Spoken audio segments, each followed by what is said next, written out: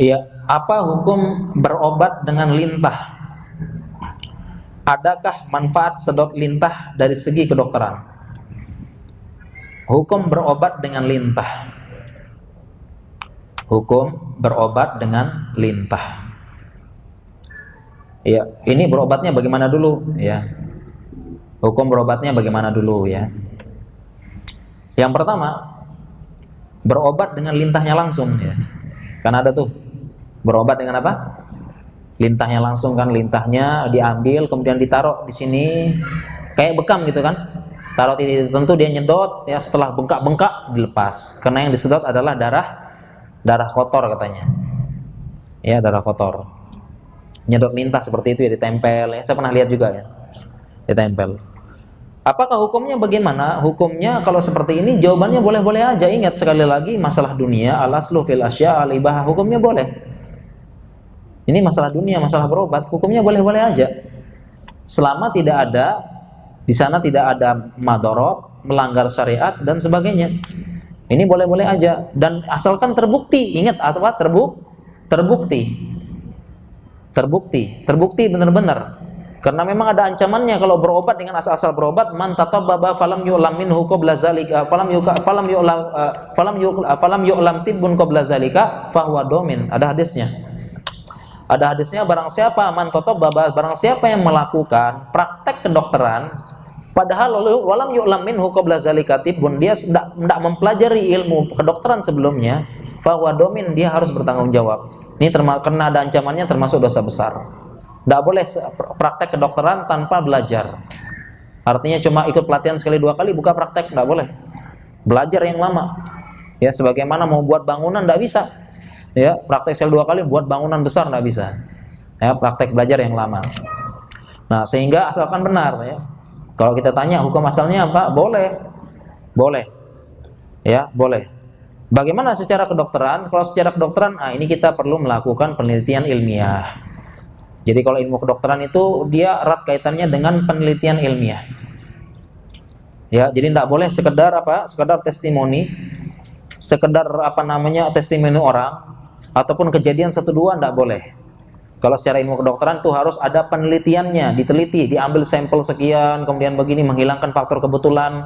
Ya, kamu habis minum obat lain enggak? Oh enggak. Ya berarti mungkin sebabnya ini. Jangan-jangan karena obat yang nyembuhin, jangan-jangan sembuh karena minum obat itu.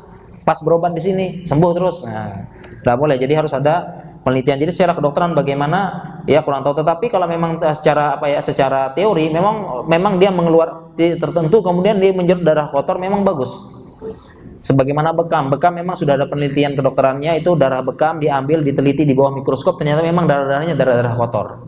Darah-darah yang banyak mengandung zat-zat yang tidak diperlukan tubuh, itu sudah ada penelitiannya.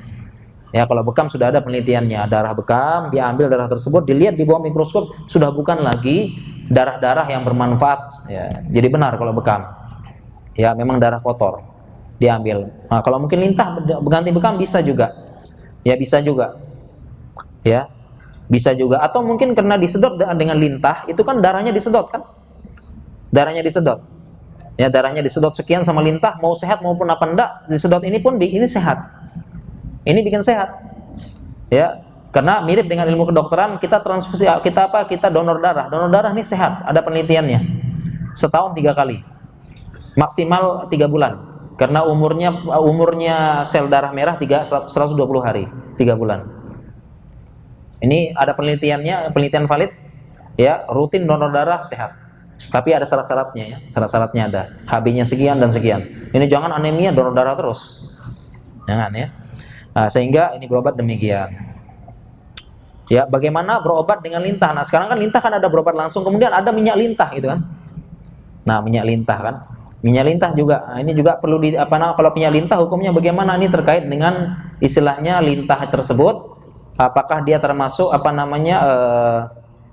ulama ikhtilaf banyak diantara hukum dari hasorot, dan lintah ini termasuk hasorot. Hasorot adalah hewan-hewan yang kecil, melata yang kecil di muka bumi, dan lintah ini termasuk di sana. Ya, lintah termasuk hasorot. Ya, lintah termasuk hasorot. Tetapi kalau beranggapan lintah ini adalah hewan air ya, karena ada lintah darat ya. Lintah darat banyak kan yang suka nagih-nagih utang. Nah, itu lintah ada lintah darat. Tapi kalau hewan air semuanya, kalau lintahnya lintah air, ini lintah air ini kan halal. Maitutuhu apa namanya? Apa nama inal bahr apa namanya dia hilu apa namanya? Dia hilu maitatuhu. Dia air apa namanya? Mayatnya apa namanya? Mayatnya ya bangkainya hewan air itu halal. Sehingga kalau lintahnya lintah air, itu semuanya dia halal. Suci semuanya. Jadi minyak lintahnya dari lintah air itu suci. Ya, adapun di hasarot hewan darat misalnya bekicot darat, itu ulama ihtilaf hasarot ini. Bekicot darat masuk hukum hasarot. Hasarot ini ulama ihtilaf. Ya, apakah dia halal apa enggak? Ya, tapi kalau air, lintah air ini semua sepakat ya, ini semuanya halal. Sehingga kalau lintahnya itu lintah air kemudian dia apa-apain pokoknya direbus dia apa keluar minyaknya. Nah, minyaknya ini pakai apa? Pakai oles lah, pakai apa dan sebagainya. Nah, ini halal berarti enggak najis maksudnya. Ini boleh, hukumnya boleh minyak lintah. Ya, oke.